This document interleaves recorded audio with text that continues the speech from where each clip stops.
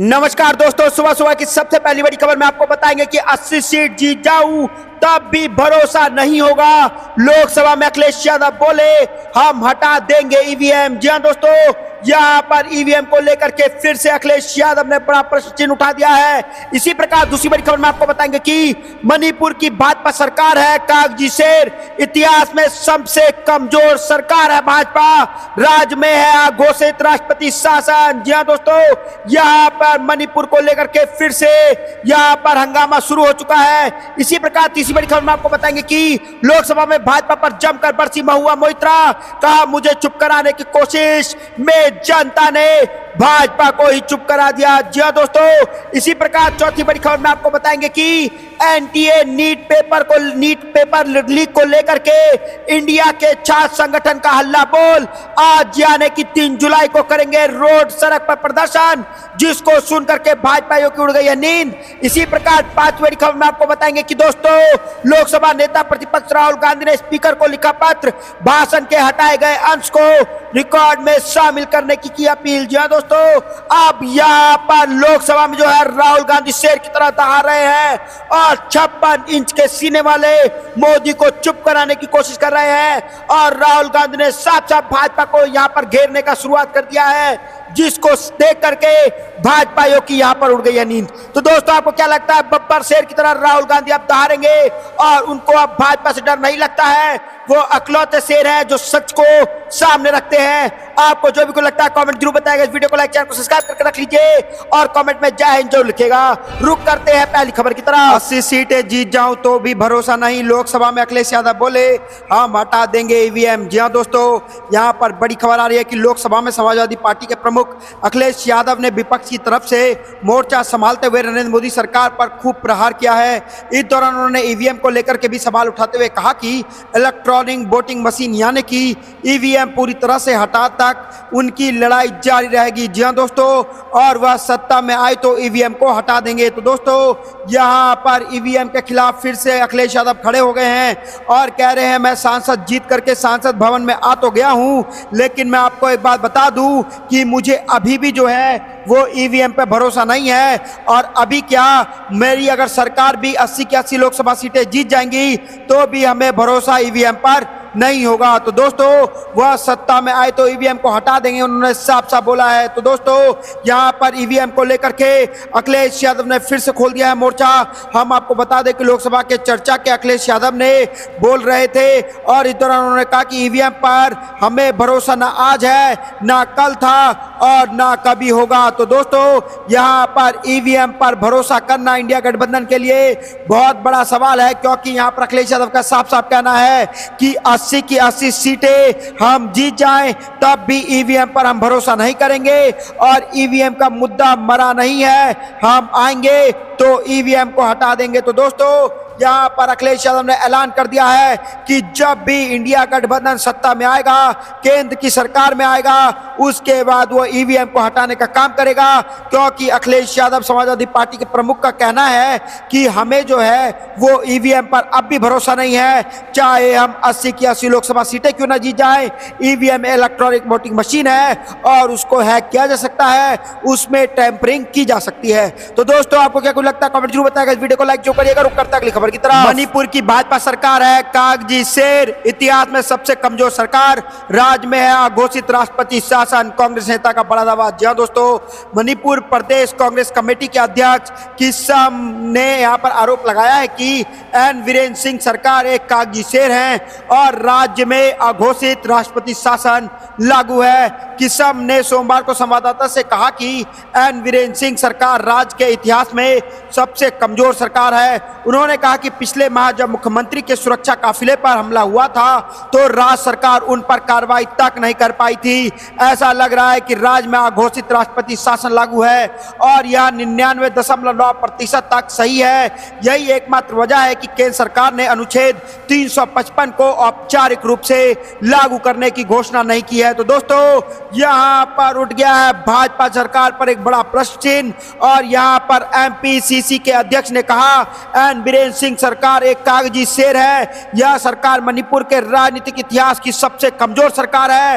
व्यवस्था और प्रशासन पूरी तरह से शक्तिहीन हो चुका है और कानून व्यवस्था ही नहीं है, अन्य विभाग भी पूरी तरह से यहाँ पर मणिपुर में जो है वो विफल हो चुकी है। तो दोस्तों यहाँ पर मणिपुर में फिर से भाजपा पर उठ चुका है एक बड़ा प्रश्न और यहाँ पर अघोषित राष्ट्रपति शासन चल रहा है, क्योंकि एन वीरेंद्र सिंह जो है वो कागजी शेर हैं। काम करने का जब समय आता है तो भाजपा के नेता यहाँ पर एक भी काम नहीं करते हैं और यहाँ पर भाजपा सरकार के बड़े बड़े नेता तो एक बार भी नहीं आए हैं अभी तक। उन्होंने कहा कि हमने शुरुआत में 2-3 महीने तक इंतजार किया ताकि सरकार मौजूदा स्थिति से निपट सके और 14 माह हो गया है, पता नहीं कितने माह और इंतजार करना होगा। तो दोस्तों यहाँ पर मणिपुर की स्थिति अभी भी ठीक नहीं हुई है और एन वीरेंद्र सिंह जो भाजपा के यहाँ पर नेता है मणिपुर में, उनके ऊपर उठ चुका है एक बड़ा प्रश्न। आपको क्या कुछ लगता है दोस्तों, कमेंट जरूर बताएगा। इस वीडियो को लाइक जो करिएगा। रुक करता अगली खबर की तरफ। लोकसभा में भाजपा पर जमकर बरसी महुआ मोइत्रा और कहा मुझे चुप कराने की कोशिश में जनता ने उन्हें चुप करा दिया है। तो दोस्तों टीएमसी सांसद महुआ मोइत्रा ने सोमवार को लोकसभा में कहा कि एक सांसद की आवाज दबाने की सत्तारूढ़ पार्टी को बहुत भारी कीमत चुकानी पड़ी है। जी हां दोस्तों, राष्ट्रपति के अभिभाषण पर धन्यवाद प्रस्ताव पर चर्चा में हिस्सा लेते हुए तृणमूल कांग्रेस की सदस्य मोइत्रा ने पिछले लोकसभा में उन्हें निष्कासित किए जाने को लेकर के सत्तारूढ़ भारतीय जनता पार्टी पर निशाना साधा है। उन्होंने कहा कि उनकी आवाज दबाने की सत्तारूढ़ दल को बहुत भारी कीमत चुकानी पड़ी है, जिसके कारण भाजपा के यहाँ पर 63 सांसदों को हार का सामना करना पड़ा है। मोइत्रा ने कहा कि इस बार भाजपा विपक्ष के साथ वैसा व्यवहार नहीं कर पाएगी, क्योंकि जैसा उन्हें पिछले लोकसभा चुनाव के दौरान किया था। 17वीं लोकसभा में सवाल पूछने के लिए कथित रूप से पैसा लेने के मामले में अपने निष्कासन का जिक्र करते हुए उन्होंने कहा कि पिछली बार जब मैं खड़ी हुई थी तो मुझे बोलने नहीं दिया गया था।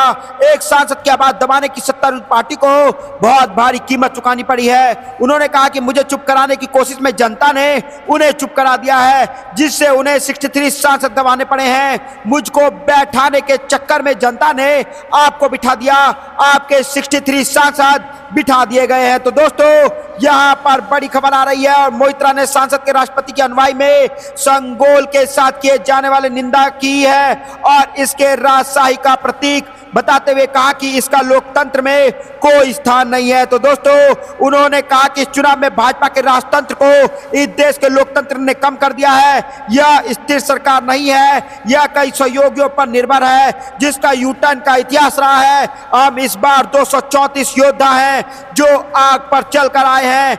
आप हमारे साथ पिछले बार जैसा व्यवहार नहीं कर पाएंगे और अगर कुछ भी ऐसा करने की कोशिश की तो हम आपकी सरकार गिरा देंगे। तो दोस्तों आपको क्या कुछ लगता है, कमेंट जरूर बताएगा। वीडियो को लाइक जो करिएगा। रुक करते हैं अगली खबर की तरफ। एनटीए नीट मुद्दे पर इंडिया के 6 संगठनों का हल्ला बोल, 3 जुलाई को करेंगे प्रदर्शन। जी हां दोस्तों, नीट यूजी परीक्षा का परिणाम 4 जून को घोषित किया गया था, तभी से इस मामले पर जमकर विरोध प्रदर्शन हो रहा है। छात्रों के साथ ही उनके अभिभावक भी परीक्षा में धांधली का आरोप लगा रहे हैं। तो दोस्तों इस मामले पर जमकर राजनीति भी हो रही है। वहीं लोकसभा में विपक्ष के नेता राहुल गांधी ने संसद में भी इस मुद्दे को उठाया।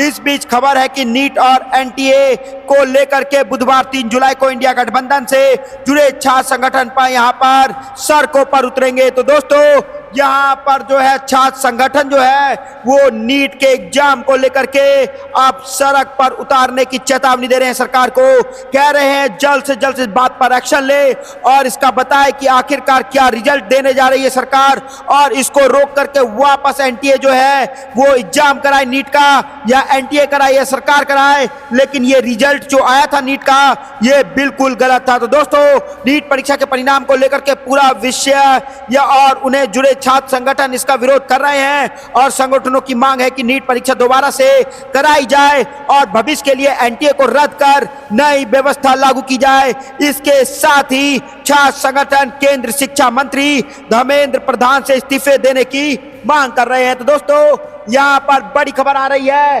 और यहाँ पर छात्रों ने चेतावनी दे दिया है कि जल्द से जल्द जो है यहाँ पर भाजपा सरकार या कहे कि केंद्र की सरकार जल्द से जल्द एनटीए और नीट के मुद्दे पर कुछ करे, नहीं तो अब इंडिया के छात्र संगठन का हल्ला बोल शुरू होगा और 3 जुलाई यानी कि आज जो है प्रदर्शन हो जाएगा तेज और लाखों छात्र जो हैं वो अब सड़क पर उतर कर करेंगे आंदोलन, जिसको रोकना सरकार के लिए हो जाएगा मुश्किल। तो दोस्तों यहाँ पर अब किसान के बाद छात्र जो है वो भाजपा सरकार पर हैवी हो गए हैं और एनटीए नीट के मुद्दे पर जल्द से जल्द एक्शन लेने को कहा गया है। तो दोस्तों आपको क्या कुछ लगता है कमेंट जरूर बताएगा। इस वीडियो को लाइक जरूर करिएगा। रुक करता अगली खबर की तरफ। लोकसभा नेता प्रतिपक्ष राहुल गांधी ने स्पीकर को लिखा पत्र, भाषण के हटाए गए अंश को रिकॉर्ड में शामिल करने की अपील। जी हां दोस्तों, यहां पर लोकसभा के नेता प्रतिपक्ष राहुल गांधी ने सदन में दिए गए अपने भाषण के कुछ हिस्से को कार्रवाई से निकाले जाने पर अध्यक्ष ओम बिरला को पत्र लिखकर कहा कि यह चुनिंदा ढंग से की गई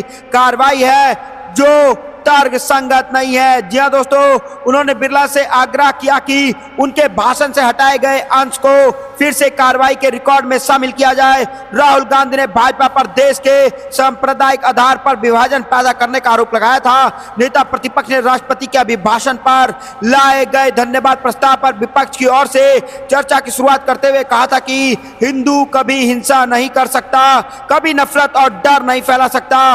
राहुल गांधी के भाषण के कुछ अंश यहाँ पर आसन के निर्देशानुसार सदन की कार्रवाई से हटा दिया गया है, लेकिन स्पीकर ओम बिरला को लिखे अपने पत्र में राहुल गांधी ने कहा कि सभापति को सदन की कार्रवाई से कुछ टिप्पणियों को हटाने की शक्ति प्राप्त है, लेकिन यह केवल उन शब्दों के लिए है जिनकी प्राकृतिक प्रक्रिया और आचरण के नियमों के नियम यहाँ पर 380 में यहाँ पर लिखे गए हैं। तो दोस्तों यहाँ पर बड़ी खबर आ रही है और राहुल गांधी ने एक पत्र लिखा डाला है ओम बिरला को और कहा है कि आपके पास शक्ति है, लेकिन इस शक्ति का दुरुपयोग ना करें, सारे भाषण को हटाने की कोशिश ना करें। तो दोस्तों उन्होंने कहा कि यह देखकर स्तंभ हूं कि किस तरह से मेरे भाषण को काफी हिस्से को कार्रवाई से हटा दिया गया है।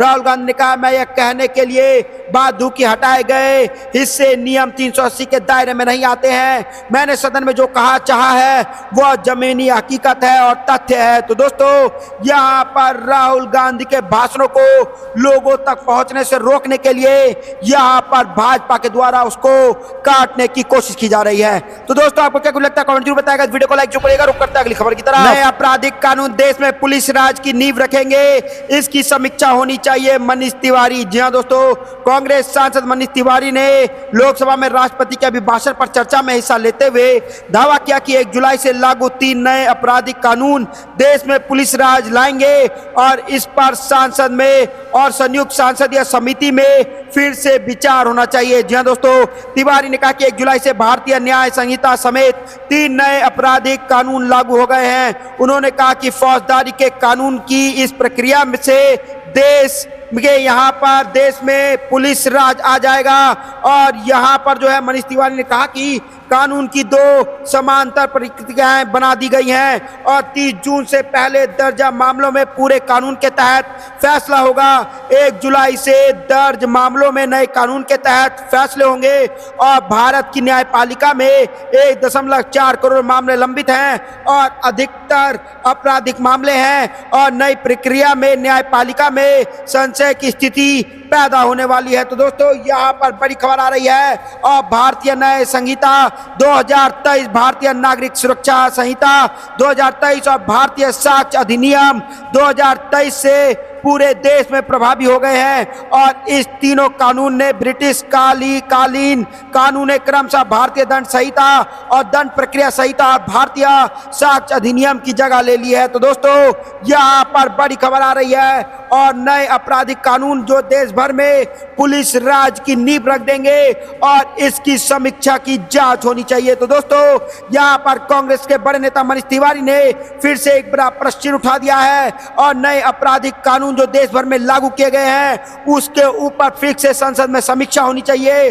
और उस पूरे कानून की जांच होनी चाहिए। आपको क्या कुछ लगता है दोस्तों कमेंट जरूर बताएगा। इस वीडियो को लाइक जरूर करिएगा। रुक करते हैं अगली खबर की तरफ। राहुल गांधी हिंदुत्व का अपमान नहीं, सदन में हिंदू पर हंगामे पर प्रियंका गांधी ने दिया बयान। जी हां दोस्तों, यहाँ पर बड़ी खबर आ रही कि कांग्रेस के महासचिव प्रियंका गांधी ने राहुल गांधी के पक्ष में बयान देते हुए कहा कि राहुल गांधी ने सदन में हिंदुओं का अपमान नहीं किया है। उन्होंने स्पष्ट बोला है कि उन्होंने भाजपा और उसके नेताओं के बारे में बोला है और प्रियंका गांधी ने कहा कि राहुल गांधी हिंदुओं का अपमान नहीं कर सकते हैं। केंद्र में सरकार के गठन के बाद पहले सांसद सत्र के छठे दिन संसद में सत्ता पक्ष और विपक्ष के नेताओं में काफी नोकझोंक हुई है और इस दौरान जो है यहाँ पर विपक्ष के नेता राहुल गांधी ने केंद्र सरकार को घेरते हुए नजर आए हैं। तो दोस्तों यहाँ पर राहुल गांधी अब एक्शन में आ चुके हैं और राहुल गांधी ने यहाँ पर भाजपा सरकार को घेर लिया है और इसी को लेकर के बवाल मच गया है। सदन में राष्ट्रपति के अभिभाषण के बाद धन्यवाद प्रस्ताव पर चर्चा के दौरान राहुल गांधी ने हाथ में भारतीय संविधान की प्रति लेकर बहस की शुरुआत की। उन्होंने कहा कि देश के मिलकर संविधान की रक्षा की है। यह अच्छा लगता है कि भाजपा के लोग अब मेरे बाद जय संविधान दोहराने लगे हैं। राहुल गांधी ने आगे कहा कि संविधान के साथ छेड़छाड़ कर भारत के विचार और भाजपा द्वारा प्रस्तावित विचारों का विरोध करने वाले लाखों लोग पर व्यवस्थित हमला किया गया है। राहुल गांधी ने सदन में भगवान शिव की तस्वीर दिखाई। इस पर स्पीकर ओम बिरला ने कहा कि नियमों के तहत तख्तियां दिखाने की अनुमति नहीं है। राहुल गांधी ने कहा कि सभी धर्म साहस की बात करते हैं। उन्होंने इस्लाम और सिख धर्म का हवाला देते हुए कहा कि व्यक्तियों को निडर होना चाहिए। राहुल गांधी ने कहा कि यदि आप भगवान शिव की छवि देखे थे तो आपको पता चलेगा कि हिंदू कभी भय घृणा नहीं फैला सकते, लेकिन भाजपा 24 घंटे भय और घृणा फैलाती रहती है। तो दोस्तों राहुल गांधी ने लोकसभा में भाजपा पर हमला करते हुए कहा कि हिंदू धर्म का मतलब डर, नफरत और झूठ फैलाना नहीं है। राहुल गांधी ने प्रधानमंत्री पर हमला करते हुए कहा कि भाजपा और मोदी संपूर्ण हिंदू समाज के नहीं है। तो दोस्तों इसी को लेकर के साफ साफ प्रियंका गांधी ने कहा है कि राहुल गांधी जी जो हैं वो कभी भी हिंदुओं का मजाक नहीं उड़ा सकते हैं। ये मोदी जी को घेरने के लिए उन्होंने कहा था और राहुल गांधी हिंदुओं का मजाक यहाँ पर अपमान कभी नहीं करते हैं। तो दोस्तों आपको जो भी लगता है कमेंट जरूर बताएगा। इस वीडियो को लाइक जो करेगा रुक करता है अगली खबर की तरफ। युवाओं को गुमराह कर रहे फडणवीस सरकार ने बहुमत के जोर पर तीनों आपराधिक कानून लागू किए हैं। नाना पटोले, जी दोस्तों, महाराष्ट्र कांग्रेस के अध्यक्ष नाना पटोले ने नए आपराधिक कानून को लेकर के केंद्र सरकार पर हमला बोला है। साथ ही उन्होंने पोर्टल चलाने वाली प्राइवेट एजेंसियों को लेकर के भी सरकार को घेरा है। जी दोस्तों, वहीं प्रदेश के डिप्टी सीएम देवेंद्र फडणवीस पर उन्होंने युवाओं को गुमराह करने का आरोप लगाया है।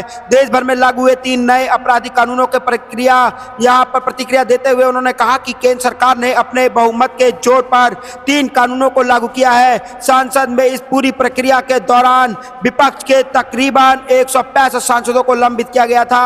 नाना पटोले ने प्राइवेट पोर्टल को भ्रष्टाचार का केंद्र बताते हुए कहा कि केंद्र सरकार ने जो प्राइवेट पोर्टल लाए हैं उसे बंद कराना चाहिए। पोर्टल के कारण ही बच्चों का सबसे ज्यादा नुकसान होता है। नीट भी इसी खेल का हिस्सा है जिससे पेपर लीक का मामला सामने आया है।